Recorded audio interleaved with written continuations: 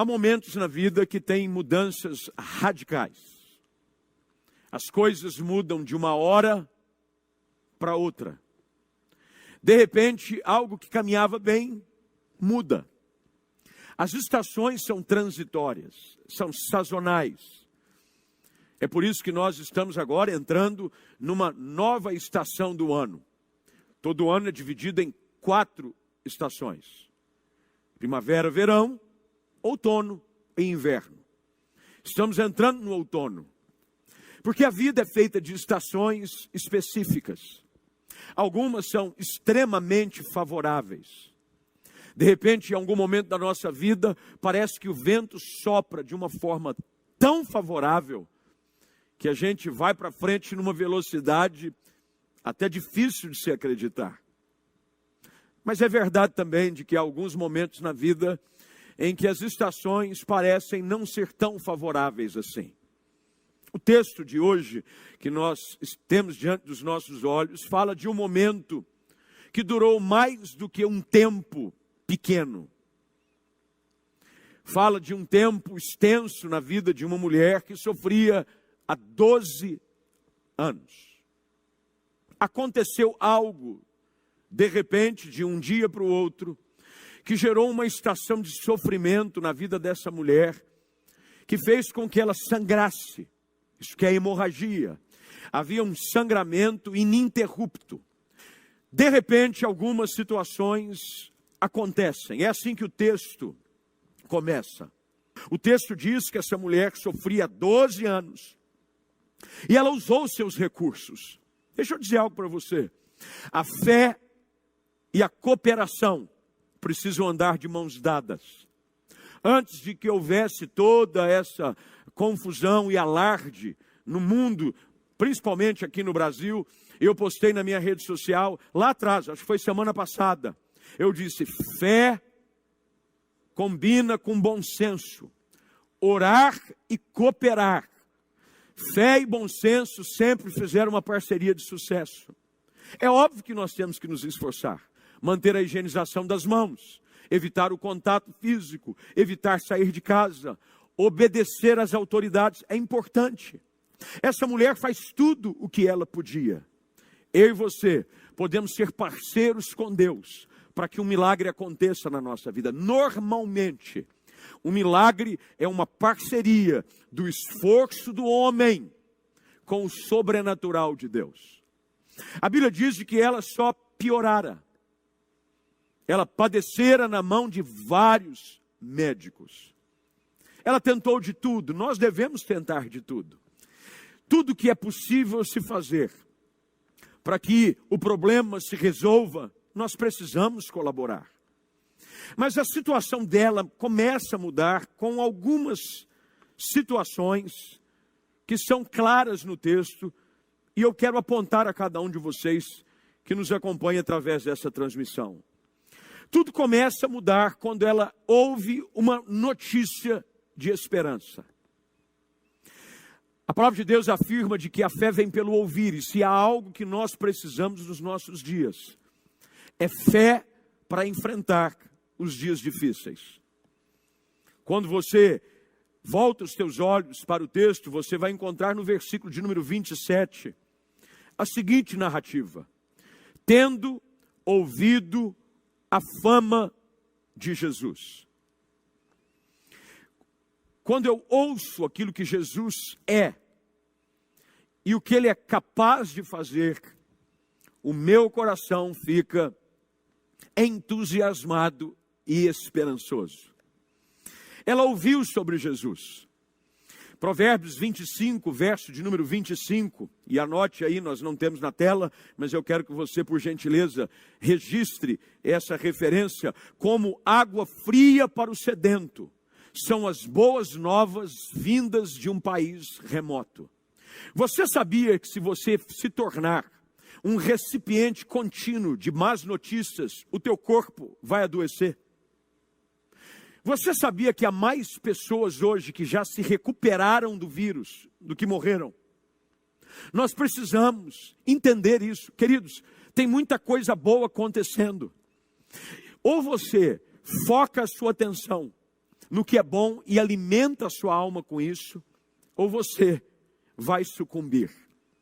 Ela ouve a fama de Jesus, 12 anos, os médicos dizendo para ela, não tem jeito, não tem saída, não tem cura, a senhora vai morrer desse negócio, essa hemorragia, a senhora está com uma anemia profunda. Até que ela ouve falar de um homem de Nazaré, chamado Jesus Cristo, de que onde quer que ele passasse, as pessoas acometidas das mais variadas enfermidades possíveis eram curadas.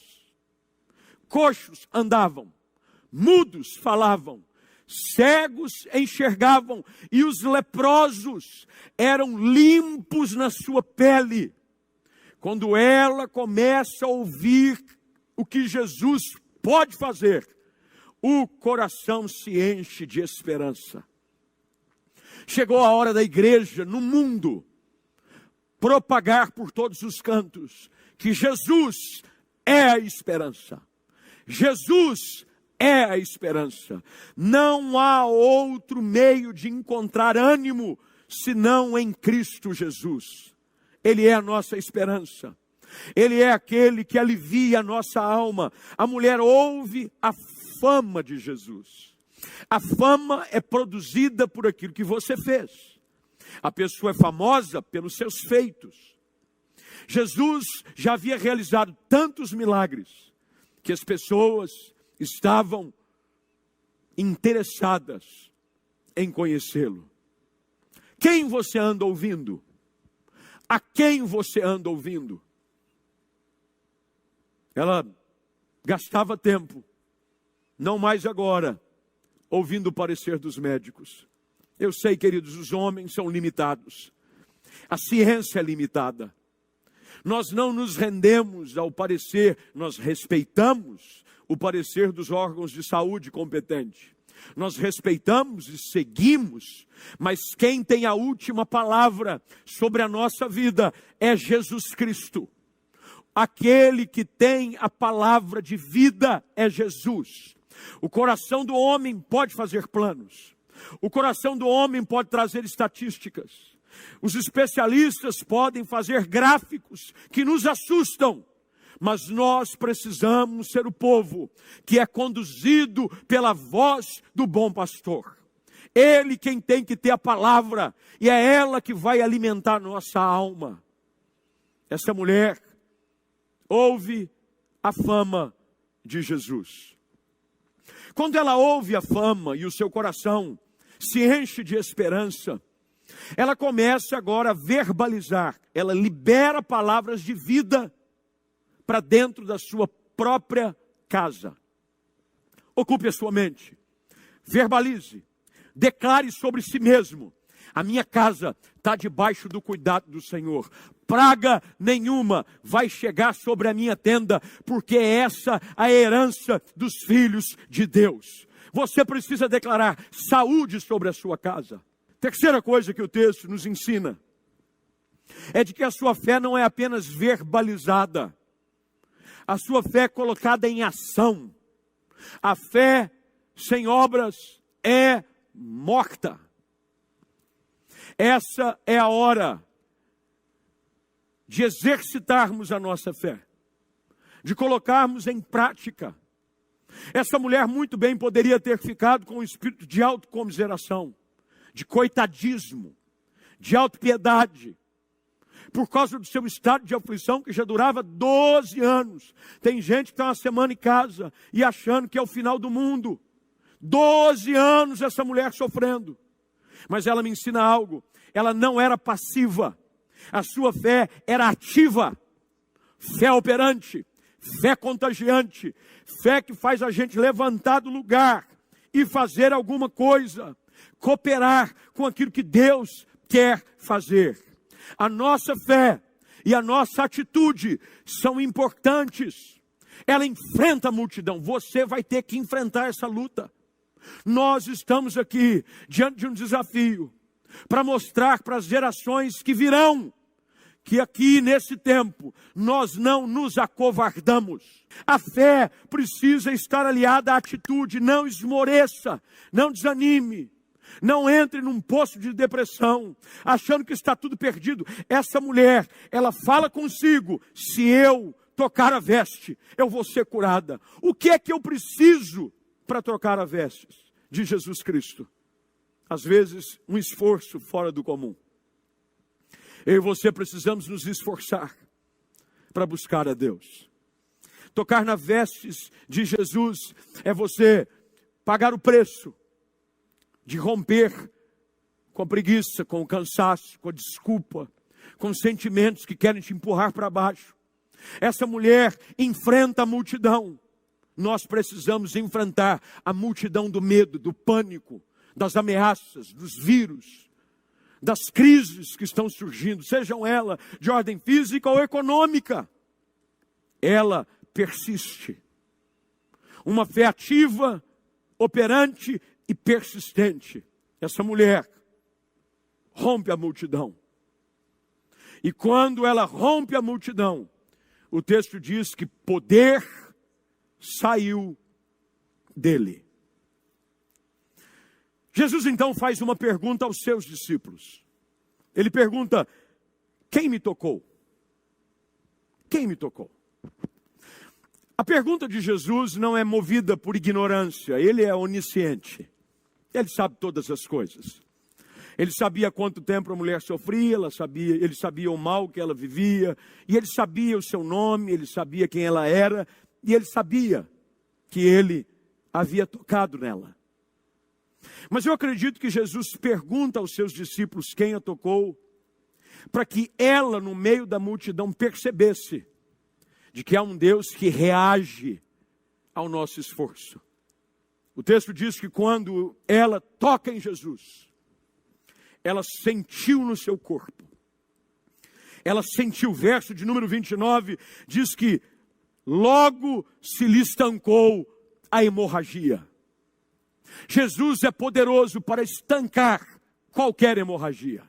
O texto diz de que quando ela finalmente se revela atemorizada e tremendo, cônscia do que nela se operara, verso de número 33. A Bíblia diz que ela vem e se prostra diante dele. E preste bem atenção como o versículo 33 termina. E declara-lhe toda a verdade. É hora de dizermos as nossas verdades para Deus. Tem gente sendo destruído pelas suas mentiras. Eu não sei qual foi a verdade que essa mulher contou. Graças a Deus, as nossas verdades, quando contadas para Jesus, são guardadas com Ele. Não diz qual o problema. Diante da verdade colocada por essa mulher, Jesus responde, eu já estou quase terminando, verso de número 34. E ele lhe disse: filha.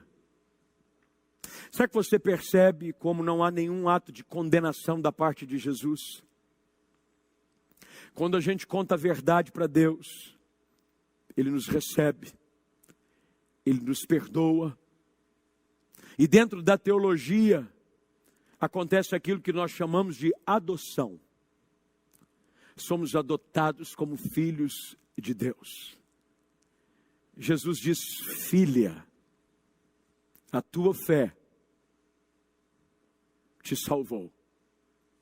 E todo o tormento que norteava a sua vida nos últimos 12 anos cessa, e ela parte com essa palavra de Jesus: vai-te em paz e fica livre do seu mal.